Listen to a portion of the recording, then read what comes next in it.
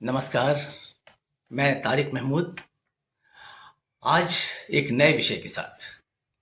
ये विषय है अंतर्राष्ट्रीय कानून से संबंधित नाकेबंदी, ब्लॉकेड। इस ब्लॉकेड की चर्चा कुछ दिनों से बहुत जोर शोर से हो रही है दुनिया में। आपने देखा है कि ईरान और अमेरिका के बीच जो युद्ध चल रहा है, नाकेबंदी एक महत्वपूर्ण विषय के रूप में हमारे सामने है। दरअसल नाकेबंदी अंतर्राष्ट्रीय कानून का विषय है और अंतर्राष्ट्रीय कानून के अंतर्गत युद्धमान पक्ष को अपनी सफलता के लिए बहुत से अधिकार और बहुत से तरीके अपनाने पड़ते हैं। नाकेबंदी के द्वारा युद्धमान पक्ष अपनी सफलता के लिए कोशिशें करते हैं। इसके अंतर्गत शत्रु तट के समुद्र तट को, उनके बंदरगाह को आने जाने पर रोक लगा दी जाती है।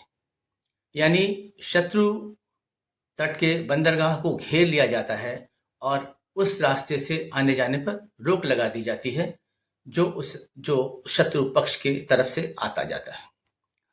अब आपको एक बात और स्पष्ट है, ऐसा इसलिए किया जाता है कि बाहरी दुनिया से उसके संपर्क टूट जाएं और उसे किसी तरह की कोई विदेशी सहायता प्राप्त नहीं हो सके। नाकेबंदी को विभिन्न विद्वानों ने भिन्न भिन्न तरीके से परिभाषित करने की कोशिश की है। इसमें ओपेनहाइम, स्टार्क तथा अंतर्राष्ट्रीय कानून के बहुत से विद्वानों ने परिभाषाएं दी हैं। उन परिभाषाओं के साथ साथ युद्धमान पक्ष के व्यवहार और उनके तौर तरीके को देखते हुए, इसको परिभाषित करते हुए यह कहा जा सकता है कि युद्धमान पक्ष इसके अंतर्गत शत्रु देश के समुद्र तट के समूचे भाग तथा कुछ भागों पर समस्त देशों के जलयानों और वायुयानों के आने जाने पर रोक लगा देते हैं और सारी दुनिया से इसके संपर्क तोड़ दिए जाते हैं।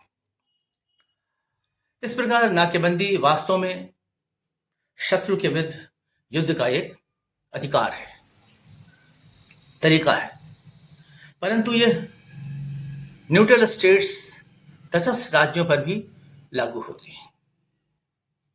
यानी तटस्थ राज्य के जो समुद्र तट हैं, उनके बंदरगाह हैं, उनके जलयान हैं, उन पर भी आने जाने पर प्रतिबंध लगा दिया जाता है। और अगर न्यूट्रल स्टेट्स इसको नहीं मानते हैं, यानी तटस्थ राज्य इसकी अवहेलना करते हैं, तो उनको भी दंड दिया जा सकता है।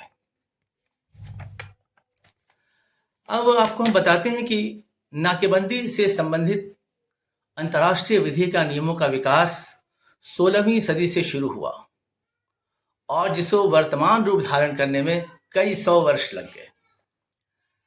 नाकेबंदी के नियमों का स्पष्ट रूप से प्रतिपादन 1856 के पेरिस घोषणा तथा 1909 के लंदन घोषणा के द्वारा हुआ और नाकेबंदी के संबंध में जो वर्तमान रूप सामने आया है, जो उसका स्वरूप सामने आया है, वो फर्स्ट वर्ल्ड वॉर और सेकंड वर्ल्ड वॉर के द्वारा उसने वर्तमान रूप धारण किया। और प्रारंभ में जैसा कि हमने आपको बताया कि शत्रु देश के युद्धमान पक्ष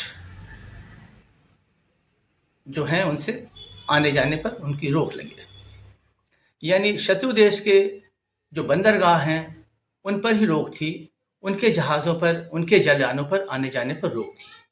लेकिन आगे चलकर पहले ऐसा था कि जो न्यूट्रल स्टेट्स थे वो आते जाते थे, उन पर कोई रोक नहीं थी। यानी वो शत्रु युद्धमान जो युद्ध के जो दौरान वो आ जा सकते थे, जो न्यूट्रल स्टेट्स थे।